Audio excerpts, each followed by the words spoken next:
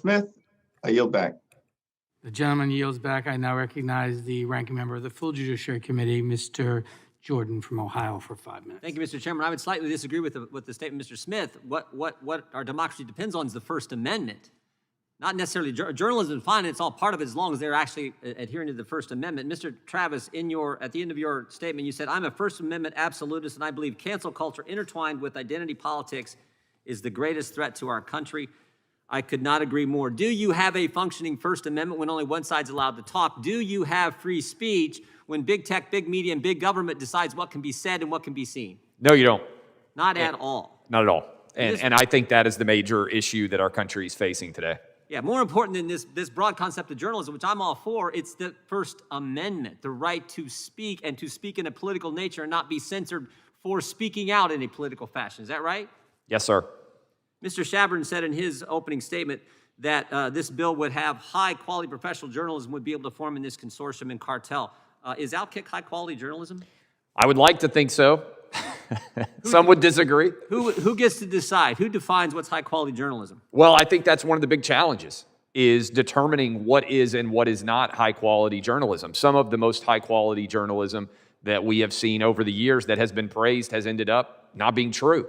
Yeah, and that is why we need such a robust First Amendment in general, so that our battles, the marketplace of ideas, is not being artificially constrained, which is what I believe is happening now. The market's supposed to decide what is and define what is high-quality journalism. The First Amendment decides that, not government. Is that right? I think that's correct. Yes, sir.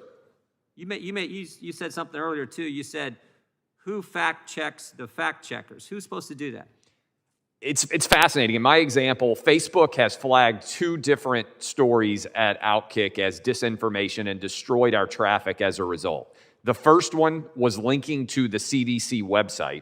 We appealed and said, how can you make this determination? The second one, as I said, was pretty straightforward. We linked to a Wall Street Journal editorial from a high-end medical scientist analyzing COVID. Both of those were flagged. We lost hundreds of thousands of dollars in revenue because of Facebook's fact-checking decision.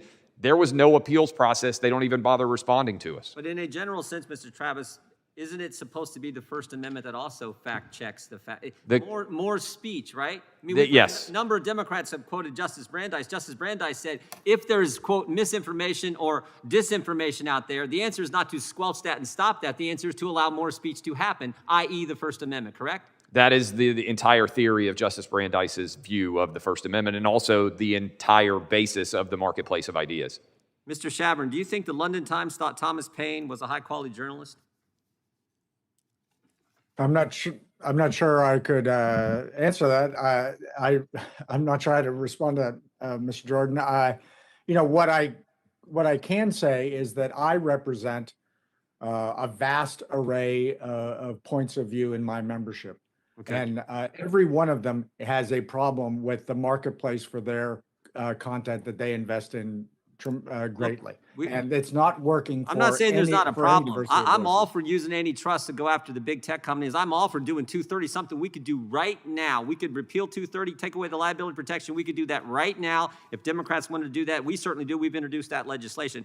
I'm all for doing that. What I'm nervous about is this alliance between big government and big tech that Mr. Greenwald talked about. But I also wanted to go to Mr. Greenwald and talk about this other alliance, which I think is just as frightening, and that's the alliance between big tech and big government.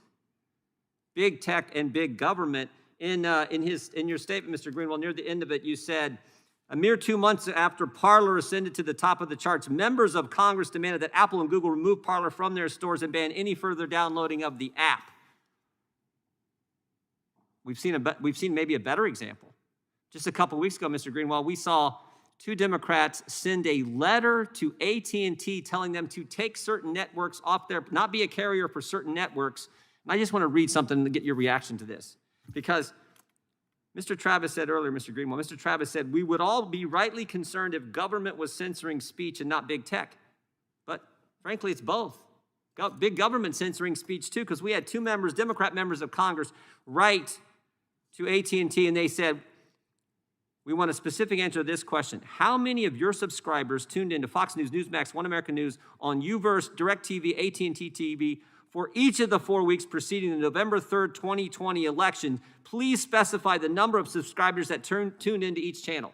So basically tell us who your customers are, how many you have, and what they were watching. Mr. Greenwald, do you find that a little creepy and frightening like I do? The time of the gentleman has expired, but the witness may answer the question briefly.